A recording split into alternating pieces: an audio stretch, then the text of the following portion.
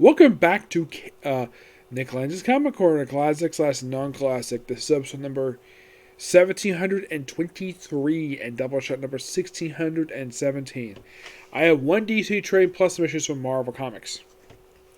First up is DC trade. We have DC Bombshells, collecting issue 1712 of the original Bombshells ongoing series.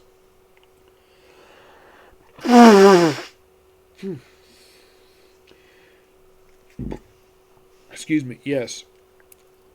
Yeah, I got to pick this one from Ollie's for this one. Now, I did check. I have not covered this one yet, so good job making sure of that. I've covered Volume 4 before and Volume 1, but I've never covered this book or Volume 2 for this volume. Well, the trades collect this one anyways. Yep. Now, digital chapter-wise, this one covers chapters 19 to 36. Most of this one is like more serious stories with the Bombshells. First one we start off with is this world's version of Harper Row and her brother Colin. Yep, where you see her where she actually works with. Well, we also have Betty Came House up in here. This version of Batwoman, and they mention the whole thing about her aunt being, of course, the original Kate Kane.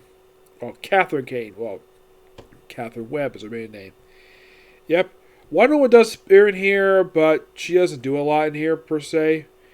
And there's stuff here with Supergirl and Stargirl. There's a lot of development for them, where, yes, they were raised in the Soviet Union, well, before they defected. And then it turns out that Stargirl's father was a British noble who apparently didn't do nothing about her until he showed up at her front door. At one point, imprisoning her own home, and, well, the fact that she really wanted to leave to help out her sister, Supergirl. Her father decided to imprison her, but she later broke out, and then, of course, by the way, the butler who works for her father is none other than the Riddler. Yes, the Riddler is Stargirl's biological father's butler. I'm thinking, really? The Riddler? A Batman villain being his butler. Okay, this is interesting. Doesn't go anywhere. Sad part of this one is that Stargirl does die in this storyline. Yep, she dies. Not really sure why they kill her off for, but they do. Supergirl, of course, at one point it looks like, though, when they show them basically hugging, and the way their heads are close together, almost look like that Stargirl is kissing Supergirl. Despite the fact, well, they're not biological sisters per se, they were raised sisters. So is it possible these two may be a lesbian couple? Don't know. That's the odd thing about this universe, is that almost all the female superheroes are in a lesbian relationship, with the exception of the only two who are not. Technically, Wonder Woman is not.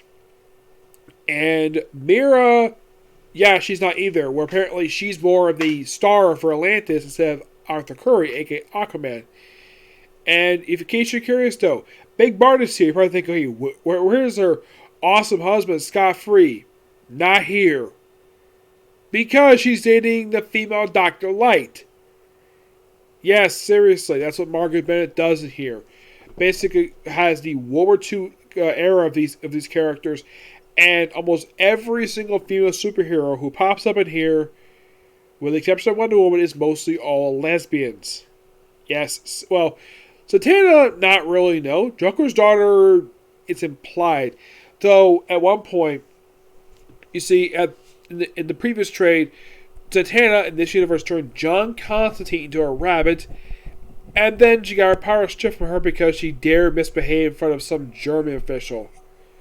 Yeah, in the case Joker's daughter, why she betrayed here, it's like that she is a full-blown lesbian. And the way she's written in here and based on the artwork, it's like she really wants to have sex with Zatanna. I am not kidding about that. She basically really wants it that badly, that she frequently hits on her and touches her all over her face. That's what she did in the previous one, and did the same thing here too. And it's all about training her, the way she puts it, yes. Now, the thing with Colin Rowe, who is, well, Harper Rowe's brother, in the regular universe, he's a full-blown, he's gay. And it's never stated who he's dating, but he's openly gay. But yeah, this is just pure fun. I love it. Do I mind the whole aspect of like half the characters in here are lesbians? Not really, no. It doesn't really bother me very much because they're ultra versions of the characters. There's just different take on them, so why not? Also, the Baroness. DC's Baroness basically pops up here too. Because why not? Yep. Oh, by the way, in case you're curious though, this is Bombshell Batwoman. No joke, that's seriously her. And you think, okay, now she is a lesbian in this universe and the regular universe and Injustice. Now, in the regular universe currently, it's kind of saying she's dated Renee Montoya, despite the fact in another book, Renee Montoya is dating a different woman. Yeah, it's kind of weird. Here she's with Maggie Sawyer. Yes. And this is what I mean basically by, well, Joker's daughter, the way she touches her is like basically this artwork, she really wants to give her a big smooch on the lips. You have this guy called Tiberius here. He just some demon takes away the magic and turns John Constantine back to be human. But yeah, I love this stuff here. There's also here with Dr. Light where like, oh, comes to help Big Barda. Give her a big smooch.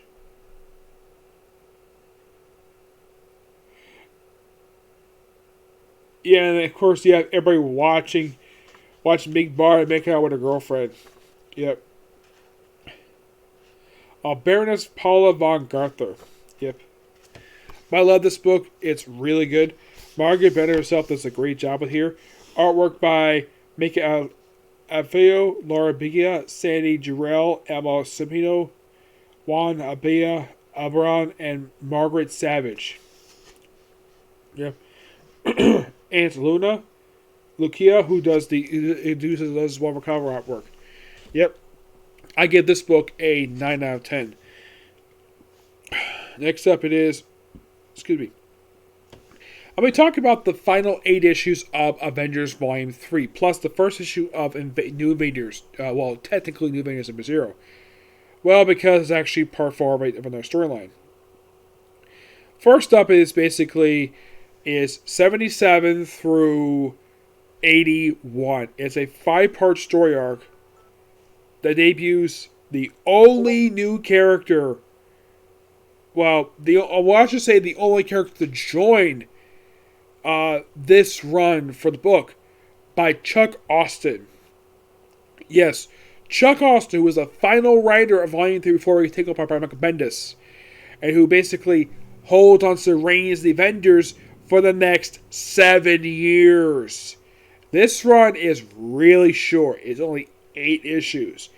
The first part is called Lionheart of Avalon, which has a female Captain Britain. Well, before, like, recently, you think that Betsy Braddock is the only female Captain Britain. No, this was the first one. And there's stuff happening in the storyline where at one point she has faked her death, and she can't even tell her own children that she's alive. And here's the weird thing about this. She is the first and only person joining the Avengers during this very brief run. No, I'm not kidding about that. She is the only one. And this story arc is only 5 issues. Starts here with 77. Artwork is done by Oliver Capelli, which is really good, by the way. Yes. It's mostly kind of, this is kind of like a Captain Britain story arc. Also, you see something here you very rarely saw. Like, this volume basically did kind of show this off here. We have Jenna Von Dyne, aka the Wasp, going giant size. And a lot of people mistakenly think Secret Invasion was the first time she ever did this. This volume shows the fact, yeah, here she is giant size. Yeah, it was only her ex-husband could go giant size. And plus, we have this very interesting pose here. It looks like she's bending over the panel, and we see her basically like wobbling, like we see this. Yes. That is serious all Capelli does with his artwork. That's only one brief thing. It's fan service for the reader. Yep. Because Jenna Von Dyne's hot. Yep. That is the only reason why that they decided to do that. because she's hot. Yep. Now the cover art here, I'm not really sure. Yeah, mostly they fight the Wrecking Crew for this story arc, but stuff involving her, the female Captain Britain, that pretty much, yeah, she pretty much joins the Avengers with at the very conclusion of this very story arc.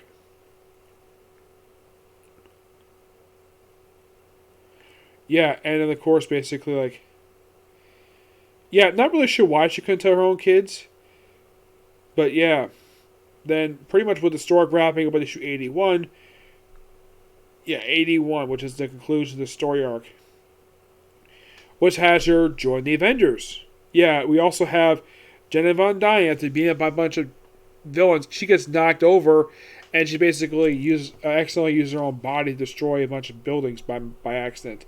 And here she is, the female Captain Britain, aka Lionheart. Yep.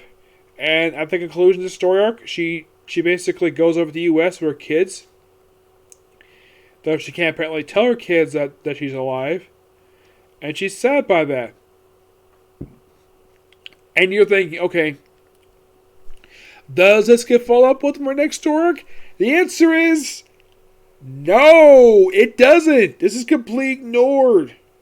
Because the very next story arc is basically the last issue of this time leads into a very failed ongoing series known as New Invaders. I say it was failed because it got canceled after only 9 issues. Yeah, here we are, a story arc known as Once an Invader, the first of 2 story arcs that we have Lionheart part of the Avengers. The other one being Disassembled. Yes, seriously. Now we have Scott Nolan's on the artwork here. Mostly put with the story, we had the formation of a new Invaders group. First one in present day. We have Blazing Skull. We have U.S. agent who dares to call himself Captain America in the story arc. Yeah, well, Lionheart chastising Cap. But I love the artwork here. I think that Scott Nolan himself does an absolute great job of this artwork. Plus, this arc does something that is completely ignored by the time Bendis shows up. We have this set of a very brief romance between, get this, the Wasp and Hawkeye that leads into these two having sex. I am not kidding about that. Hank Pym finds out about it, but this is dropped by the very next story arc. Yeah.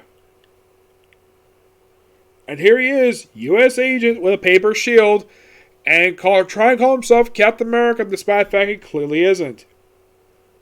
We also have Union Jack. I believe this is the most recent version of the character. Yes. Yeah, you have U.S. agent like, oh yeah, end of the Avengers because he's bringing back the Invaders. That's the way Chuck Austin writes him. I'm like, yeah, probably, in my opinion, the worst interpretation I've ever seen for U.S. agent. Yep, so the new Invaders basically like, yeah, U.S. agent, yeah, I'm Captain America. No, you're not. You're U.S. agent. As a matter of fact, I refer to him as that. Your mask is goofy. And we even have the Submariner joins up with this group because just cuz.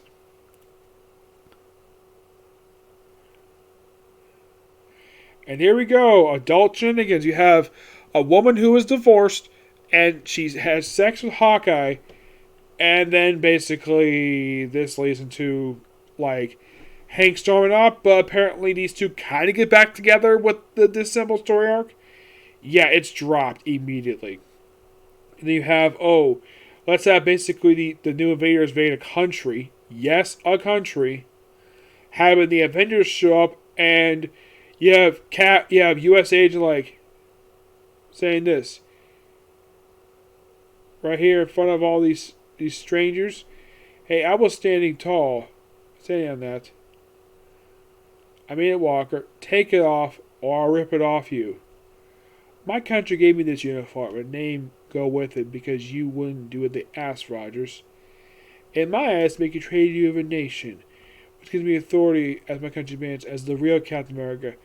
No one has the right to take innocent lives, John. And they proceed to fight, and Steve Rogers obviously wins. And John Rogers, being a sore loser, takes out a freaking gun and tries to shoot Steve Rogers, forgetting the fact that he's got a vibranium shield.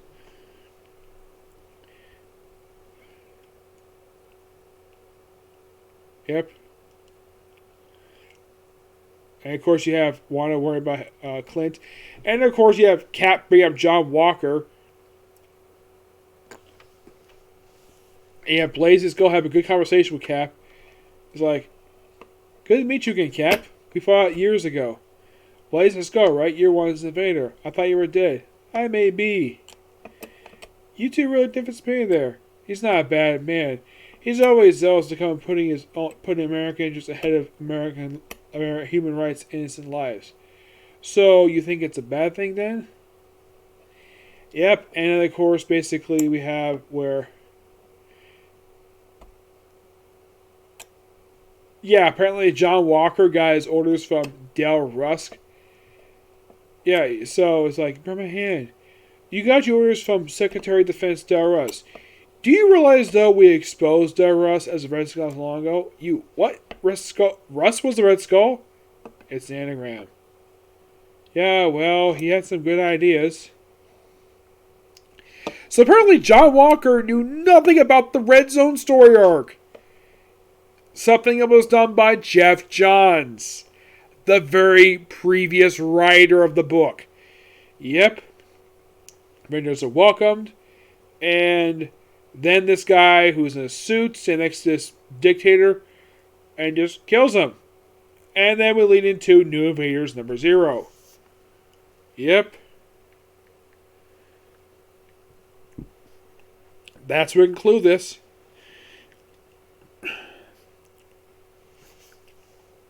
I might discuss New Invaders at some point. I know it's in trade, but yeah, and also for some reason they changed the artwork. Yes. Now, also they changed some characters' attires for this artwork. Yeah, for the conclusion of this artwork, you have C.P. Smith as the artist of this issue. Now, you had Scott Nolans do the very previous part of this story. And yeah, you had Scott Nolans do the first 3 parts, and for some reason they couldn't bother to keep him as the artist. Yep. So your invaders are U.S. Agent, who claims to be Captain America, the Submariner, the Blazing Skull, Spitfire. Yes, Spitfire, despite the fact they gave her the wrong outfit. I'm not a fan of that outfit. I like her original outfit better. Union Jack. I believe this is the most recent one. Terra. And the Tin Man. Yep, and here you go. Also, the Wasp is wearing the wrong outfit. Yeah, her outfit looks completely different.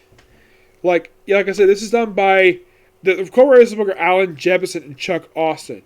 Now, here is the artist artwork under. That is what the Wasp looks like on this artwork. I'm like, did the artist clearly not know what Wasp outfit looked like? Let me show you an example of what her outfit looked like. Yeah, clearly, and I can tell this. Like, here she is right here. That is her attire. Apparently, this artist, for some reason, I have no idea why, apparently decided to change her outfit for no reason. Yeah, this artist, like, wow. What's the matter, Marvel? You couldn't keep Scott Nolans do one more part? Yes. Now, what I think of this artwork? It's not that good. It's way too bright. Yeah, it's like this issue mostly just starting up New Invaders comic book, which Chuck Austin himself would write. Bless you. Welcome.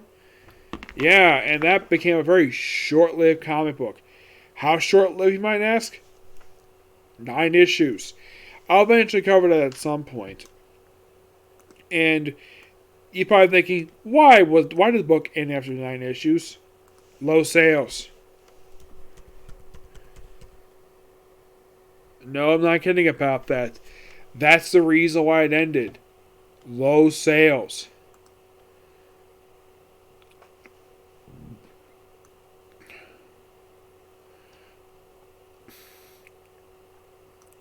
And yes, it is in trade.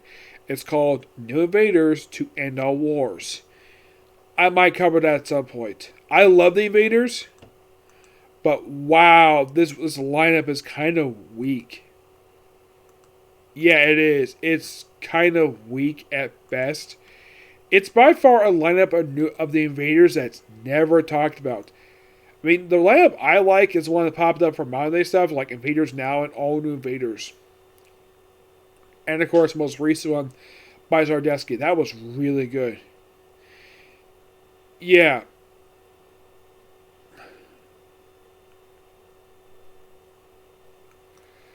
Yeah. And that's going to be pretty much it for Volume 3 for Avengers. Great start on the Kurt Busiek. Jeff Johns had a great continuation of that run. I thought it was really good. In the case of Austin's run, very good first story arc. Second story arc that was really good. It's just that conclusion to that second story arc had really bad artwork. I am not a fan of this artwork. It's terrible. It looks really bad. And I'm like, okay, if you want to have this artist be the artist of this series, fine. Whatever. But if you're doing a part 4 or 4-part story, you can bring in Scott Nolan. This guy's clearly better artist than this guy is. Yep. Sad that this particular arc had to lead into a failed ongoing series. That was actually going on at the time. Basically, I was reading comic books. And I didn't read until like several years after the book came out. No, seriously. That's basically the way it was. If you're curious about Union Jack, it's the third one, which is the most recent one they have to date for Captain America. Yep, it's the third one. Yep, it's the third, and like I said, the most recent one they've had to date for Union Jack. Yep. And with concluding this volume, I have reviewed everything Avengers published since 1996 because I did review the first sign trade, which collected the issues 396 and 400, and the 2 out of the 3 Onslaught trades took issues 401 402. And since it concluded Volume 3 and everything came after that, oh, yeah, I have reviewed everything since 1996. So there's also a possibility that I get further and further deep out of the 90s into possibly into the 1980s. Possibly, yes, but that comes in the future. Okay, so that's the episode review. Next one's going to be Case Closed. Okay, next video. Bye.